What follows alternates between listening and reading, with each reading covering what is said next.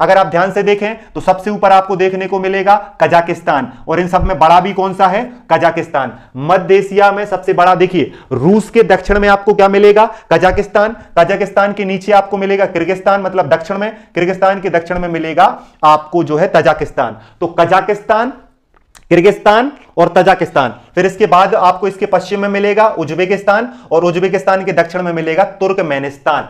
Turkmenistan के उत्तर में Uzbekistan, Uzbekistan के पूरब में तजाकिस्तान, तजाकिस्तान के उत्तर में किर्गिस्तान, और किर्गिस्तान के उत्तर में जो है वो है कजाकिस्तान। ये 5 देशों की लोकेशन आपको याद रखनी पड़ेगी। और याद रखने का सबसे बेहतरीन तरीका क्या है? इस मैप को आप इस तरीके से देखिए, ये मैप कहलाता है ब्लैंक मैप या आउटलाइन मैप। इस आउटलाइन वाले मैप में आप देखें तो नंबर 1 में जो देश है उसे हम क्या कहते हैं? उसे कजाकिस्तान कहा जाता है। नंबर 2 में जो देश है उसे किर्गिस्तान कहा जाता है। नंबर 3 में जो देश है उसे तजाकिस्तान कहा जाता है। नंबर 4 में जो देश है उसे उज्बेकिस्तान कहा जाता है। नंबर 5 में जो देश है उसे कहा जाता है तुर्कमेनिस्तान।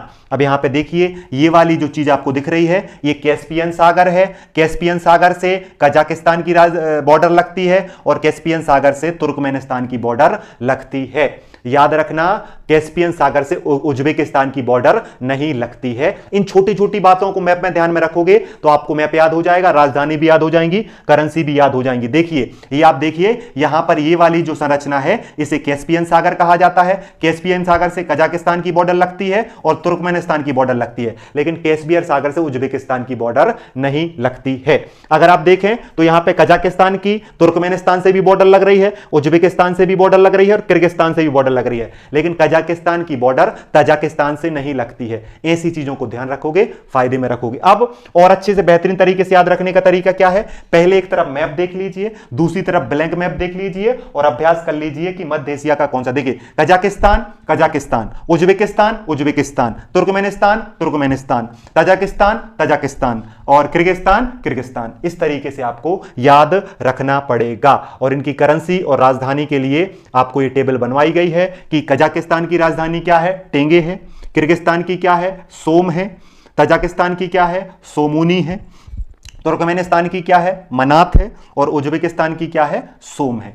ये करेंसी भी याद रखना, ये राजधानी भी याद रखना। राजधानी में देखो, सबसे पहले कजाकिस्तान की राजधानी क्या है? अस्ताना है। फिर किर्गिस्तान की राजधानी क्या है? बिश्केक है। फिर तजाकिस्तान की क्या है? तजाकिस्तान की याद रखना दुशांबे है। और तुर्कमेनिस्तान की राजधानी क्या है? अश्गाबात है। और उज्बेकिस्तान की क्या है? ताशकंद है। ये पांचों के 5 देश मध्य एशिया के देश कहलाते हैं, सेंट्रल एशिया के देश कहलाते हैं, जो मैंने आपको बताया। अगर इन